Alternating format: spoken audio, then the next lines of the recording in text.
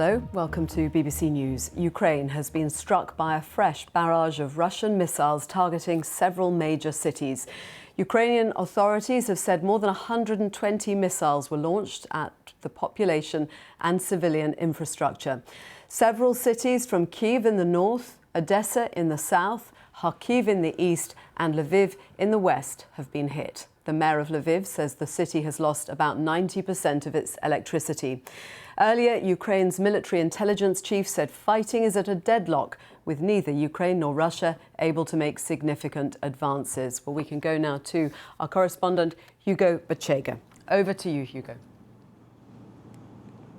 Yeah, Joanna. So Kyrylo Budanov, who is the head of the Ukrainian military intelligence agency, said that the situation on the ground was stuck because neither Russia nor Ukraine can make significant advances. And for weeks, we've been talking about how fighting has been concentrated around the eastern city of Bakhmut in the Donetsk region. But across the front line, we haven't seen major military changes in terms of positions. Winter has slowed down the pace of Ukraine's ground operations, and Russia seems to be mostly on the defensive, protecting their position. So this is what Kyrylo Budanov had to say. We started by talking about warnings being made by Ukrainian officials about the possibility of another ground offensive from Belarus. Росія зараз знаходиться в суцільному тупіку, і ситуація просто застрягла. Не рухається. Ми не можемо станом на зараз їх на всіх напрямках одностайно вибити, і вони не можуть. Ми дуже чекаємо на зміну підходів щодо постачання нам озброєння і інтенсифікації процесу постачання серйозних типів озброєнь, які нам потрібні для успішного завершення війни проти Російської Федерації. Russia has carried out this campaign targeting the country's essential infrastructure. Do you think these attacks are going to continue? Вони в будь-якому разі будуть намагатися їх проводити і надалі. Чи довго ще вони можуть це робити? Ні. Ракет лишилося досить небагато. Оборонна промисловість не здатна виготовити достатню кількість для забезпечення постійного нанесення такої кількості ракетних ударів. Це ще одна причина, чому вони зараз намагаються знайти ракетне озброєння в інших країнах світу. When will the war end, you think? Все закінчиться поверненням нам адмінкордонів станом 91-го року. На цьому все. Including Crimea and the regions that were occupied. Крим – це невід'ємна частина території України. So that's Kyrylo Budanov, who is the head of the Ukrainian military intelligence agency, dismissing the possibility of a ground offensive from Belarus early next year, something that Ukrainian officials have been talking about, and again saying that the Ukrainians are waiting for more weapons to arrive so they can carry out operations to take back territory that's now under Russian occupation. So Hugo, when you talk then about those concerns of another ground offensive, is it basically the situation right now that the situation on the ground is pretty stagnant, but the attacks are coming from the air? Exactly, and I think we've heard Mr. Budanov talk about the possibility of more air strikes from Russia, and I think this is exactly what we're seeing here right now. The Ukrainians have been saying for weeks that this is how Russia is responding to military setbacks on the battlefield, by carrying out these airstrikes, targeting the country's civilian infrastructure.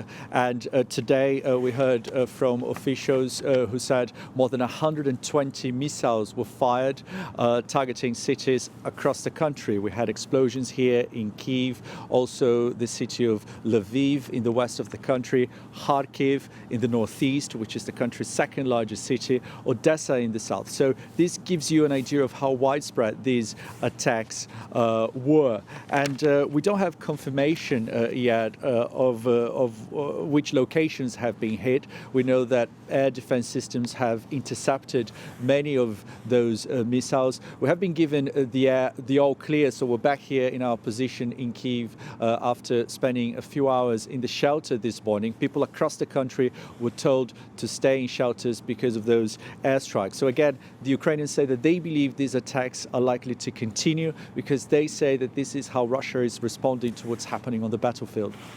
Thank you very much. That's Hugo Bachega in Kyiv. Well, let's go to Odesa. Hugo mentioned Odesa has been hit by those airstrikes. Joining us, Michael Botsyukiev. He is the Atlantic Council analyst and former spokesman for the OCE, the Organisation for Security and Cooperation in Europe. Welcome. Thank you for joining us. First of all, just tell us what the situation is now in Odesa. Is it safe where you are? Well, relatively safe. The air raid alert is still in effect. I was just outside on the street. I'm near the city center. Very, very few people on the streets. There's no electricity, so meaning no traffic lights operational. A lot of generators humming. Internet is out. And I have to say, in the area I am in right now, it's been relatively untouched by the outages. But for the first time, there's no power, there's no internet, and crucially, no water. So I understand from the head of the Odessa military administration, Mr. Marchenko, that some 21 rockets were directed towards Odessa region, and it looks like most of them were shot down. However, as Hugo and others have said in the past, what causes a lot of the damage are falling fragments from those destroyed missiles. So you said no electricity, no internet, no water.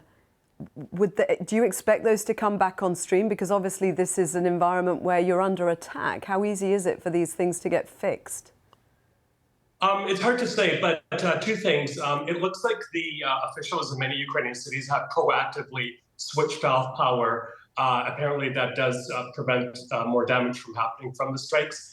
And the other thing is the Ukrainians have become very, very adept at fixing damaged infrastructure very quickly, whether it's water pipes or heating or electrical substations. So that's the good news here. But you know, it's sad because I think after days of quiet, of no air raid alarms, that Ukrainians were actually looking forward to the new year and a bit of normalcy, and then these strikes happen.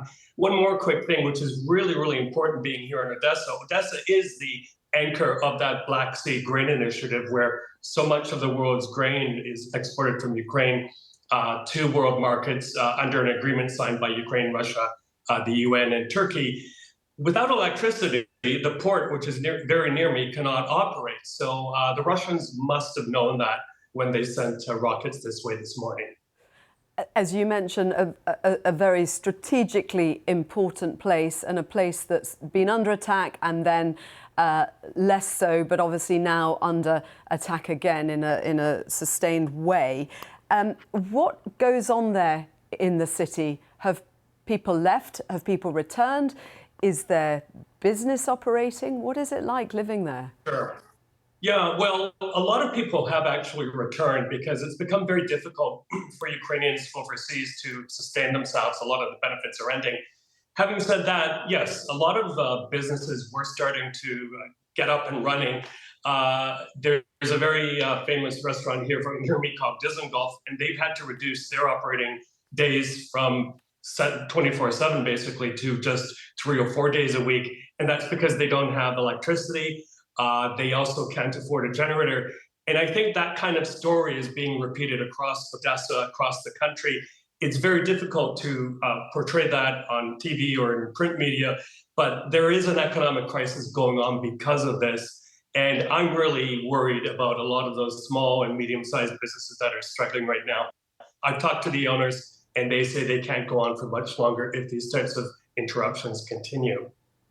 Michael Botsyukiev, thank you very much for joining us. My pleasure. Thanks.